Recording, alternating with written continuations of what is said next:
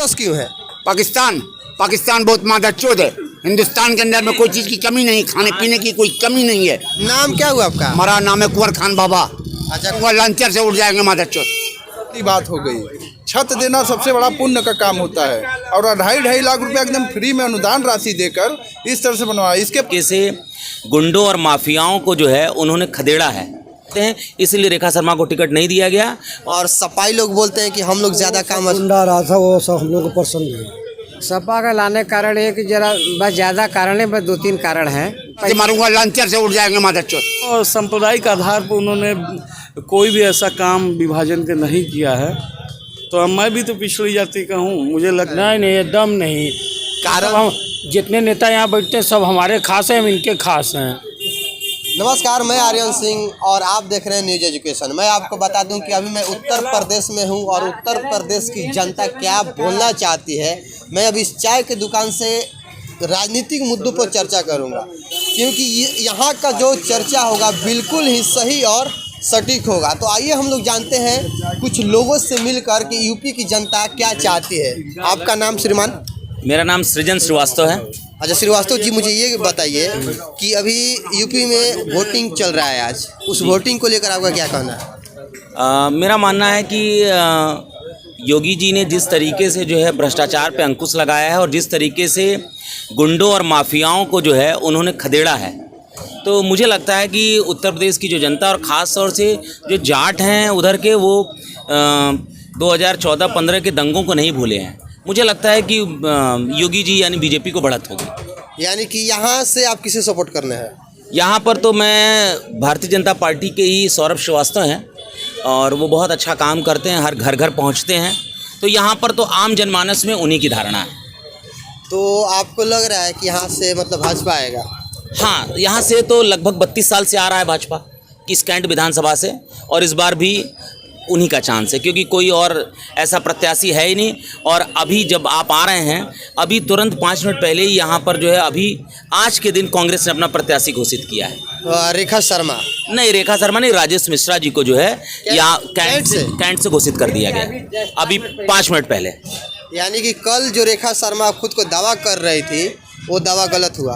दावा उनका गलत नहीं हुआ, ये दावा गलत हुआ प्रियंका गांधी का, जो बात करती थी कि हम जो है बेटियों को आगे लेकर चलेंगे, 40% सीट देंगे, और उन्होंने एकदम गलत टिकट दिया।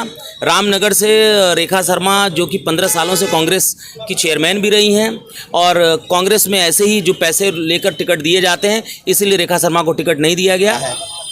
आप बताइए, आप किसे लाना चाहेंगे? ठीक है, बीजेपी को लाना चाहिए। कारण अच्छा काम कर रहे हैं। और सपाई लोग बोलते हैं कि हम लोग ज्यादा काम। गुंडा रहा था, वो सब हम लोग को पसंद है। गुंडा राज था। आप किसे लाना चाहेंगे सर? हम तो सपा को लाना चाहेंगे। कारण सपा का लाना?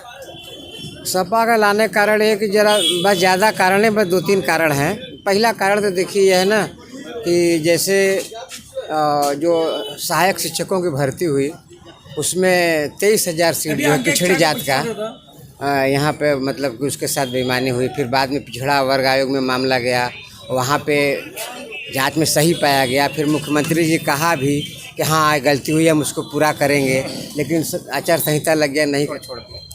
आप किसे लाना चाहेंगे श्रीमान? भारतीय जनता पार्टी। अभी इन्होंने बोला कि भारतीय जनता पार्टी को इसलिए नहीं लाया जाएगा कि बच्चों के साथ खिलवाड़ करती है भारतीय जनता पार्टी। क्या आपके बच्चे नहीं हैं? देखिए, भारतीय जनता पार्टी 2014 से केंद्र में और अभी 2017 से अभी 22 तक जो सरकार है, समाज के समस्त वर्गों को, चाहे वो गांव, गरीब, किसान, झुग्गी झोपड़ी के इंसान, युवाओं को रोजगार या महिलाओं को सम्मान। और जो बात लोग कहते हैं कि पिछला आप देखिए कि जो उनके प्रधानमंत्री जी का ड्रीम प्रोजेक्ट है, प्रधानमंत्री आवास हो, चाहे उज्ज्वला हो, चाहे किसानों को सम्मान निधि हो, वो सम्मान चाहे वो दलित हो, चाहे पिछड़ा हो, चाहे मुसलमान हो, अपने जो जाति और सांप्रदायिक आधार पर उन्होंने कोई भी ऐसा काम विभाजन के नहीं किया है।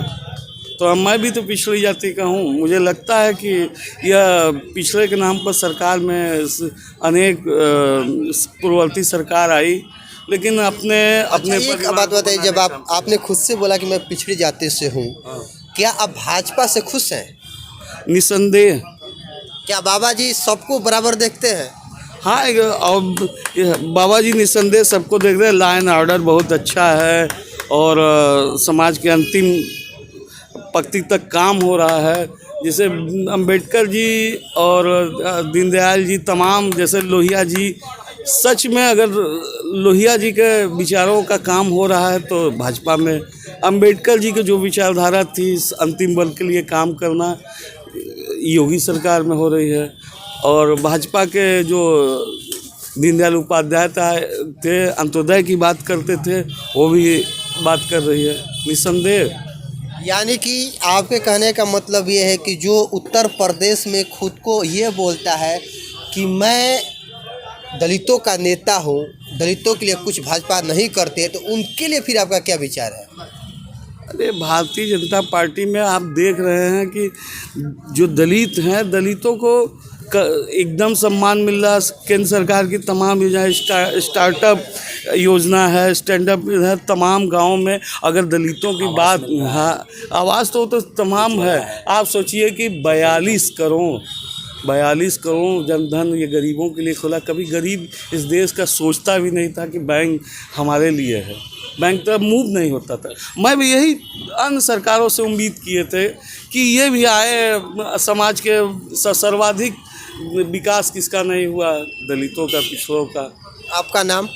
नंदलाल चौहान। नंदलाल चौहान। सर आप बताइए कि उत्तर प्रदेश में किसका सरकार चाहते हैं? भारतीय जनता पार्टी की। 2-4 कारण बता दीजिए। कारण यह है कि इन्होंने काफ़ी विकास किया है। सड़क के मामले में प्रधानमंत्री आवास योजना में जितने गरीब थे सभी गरीबों को इन्होंने 2.5 लाख रुपया देकर सबका आवास बनवाया। मेरे वार्ड में 100% कम से कम 75% लोगों का आवास बना है। और मैं ये गारंटी के साथ 100% गारंटी के साथ कह सकता हूँ कि योगी सरकार, नरेंद्र मोदी की सरकार इस मामले में एकदम 100% खरा उतरे हैं कि गरीबों को छत दिए हैं। ये सबसे बड़ी बात हो गई। छत देना सबसे बड़ा पुण्य का काम होता है। और 2.5 लाख रुपया एकदम फ्री में अनुदान राशि देकर इस तरह से बनवाया। इसके पहले शौचालय में शहरी शौचालय योजना के तहत 8,000 रुपया प्रति घर को दिया, जिसमें कि हमारे वार्ड में कम से कम 75 घर को दिया होगा उन्होंने। और सरकार की योजना मिली। सरकार की जितनी योजना भी आ रही हैं सबको जनता तक पहुँची, उनके खाते तक पैसा पहुँच रहा है डायरेक्ट। अभी रेखा शर्मा का यहाँ से टिकट कट गया, जो कि माना जाता था कि उन्हें मिलेगा, और दावा भी कल वो कैंट से BHU गेट से की है कि मुझे मिल रहा है, खुशियाँ मना रही थी। लेकिन आज यहाँ पे आने के बाद सुनने को मिला कि टिकट कट गया, तो उस पर आपका प्रतिक्रिया क्या है? फिर देखिए, यहाँ कांग्रेस का कोई वजूद नहीं है। रेखा शर्मा कांग्रेस पार्टी से यहाँ चेयरमैन की वो है, चेयरमैन है। और ये सांसदी नहीं, ये विधानसभा भी लड़ जाती है, विधानसभा। और इस बार इनके चेयरमैन पर भी असर पड़ेगा। ये जो कांग्रेस की है ना, कांग्रेस सबसे बड़ा देश का घोटालेबाज पार्टी है, जो कि देश का विकास आज तक इन्होंने किया नहीं। 60 साल क्या किए ये लोग? कुछ नहीं किए। सिर्फ जाति धर्म के नाम पर बांटकर, दलितों को बांटा, मुस्लिमों को बांटा, सबको बांटकर एक खेमे में कर चाहे प्रधानमंत्री स्वर्गीय इंदिरा गांधी रही हो, चाहे नेहरू रहे हो, देश का बंटवारा नेहरू ने किया। पाकिस्तान अलग बना दिया, बांग्लादेश अलग बना दिया, हमारे देश को ही खंडित कर दिया इन्होंने। कांग्रेस का क्या वजूद है इस समय? प्रधानमंत्री नरेंद्र मोदी की सरकार ने बहुत कुछ किया। यानी कि कांग्रेस साफ है, यहाँ से एकदम साफ है। कांग्रेस का वजूद नहीं है रामनगर में। और उत्तर प्रदेश तो मान लीजिए एकदम साफ है। ये है। आपका नाम श्रीमान? अनिल सिंह है। अमित सिंह? अनिल सिंह। अनिल सिंह। चलिए अनिल सिंह जी, ये बताइए कि ये किसे लाना चाहेंगे? भाजपा को। कारण बहुत विकास किया है। और जो सपा अभी हर जगह जाकर ये बोल रहा है कि भाई विकास नहीं किया है, बर्बाद किया उत्तर प्रदेश को, इस पर क्या कहेंगे? विपक्ष तो बोलेगा ही, यानी विपक्ष के तौर पर। हाँ बोलेगा ही, नहीं बोलेगा तो कैसे बेवकूफ बनाएंगे? अच्छा, तो यानी कि जो सपा यहाँ पे बोल रहे हैं रोटी डाल के लिए, और क्या है, और क्या कर सकते? आपका नाम? मेरा नाम जय सिंह चौहान है। अच्छा, जय सिंह चौहान जी, ये बताइए कि आप किसे लाना चाहेंगे? भारतीय जनता पार्टी को। मतलब भारतीय जनता पार्टी ने ऐसा क्या कर दिया है कि आप भारतीय जनता पार्टी को लाना चाहेंगे? भारतीय जनता पार्टी विकास की जो डबल इंजन की सरकार है वो इतना स्पीड से जा रही है कि हम सोच रहे हैं कि फिर से भारतीय जनता पार्टी आएगी तो ये विकास की गति रुकेगी नहीं। और हमारे यहाँ विकास की बात करें तो ये आप पास में ही जो ये पुल है, पुल क्या है कि पिछले सरकारों में मुलायम सिंह की सरकार थी जब, तो उन्होंने इसका शिलान्यास किया। उसके बाद बहन जी की सरकार आई, कुछ नहीं हुआ। फिर मुलायम सिंह की अखिलेश की सरकार आई, कुछ नहीं हुआ। फिर उसके बाद योगी मोदी की सरकार आई, भाजपा सरकार आई। योगी जी ने मात्र उसको 9 महीने के कार्यकाल में शुरू में ही पुल को तुरंत बन के तैयार करिए कि हम लोग पुल चलने के लिए। लेकिन सफाई बोलते हैं कि हम लोगों ने करवाया था, सिर्फ फीता काटने आए हैं। ये तो बहुत से वो तो एक साथ कितना क्या कर दिया, लेकिन करने से होता है ना कि फिर शिलान्यास से कुछ करने थोड़ी होता है, उस काम भी होना चाहिए ना। बिल्कुल वही। और आप बताइए किसे लाना चाहेंगे? सर मैं पहले यूनिवर्सिटी गेट से बोलूँगा। हमारे महामना पंडित मदन मोहन मालवीय भीख मांगकर यूनिवर्सिटी बनाया, उनके टक्कर में कोई राजनीति करने वाला नहीं था। फिर उस देश में सेंट्रल को बनाया। आज के देश के अंदर में कोई ऐसा प्रधानमंत्री नहीं हुआ जो महामना पंडित मदन मोहन मालवीय का टक्कर करे। आज हमारे देश के अंदर में कश्मीर का मामला फंसा हुआ है।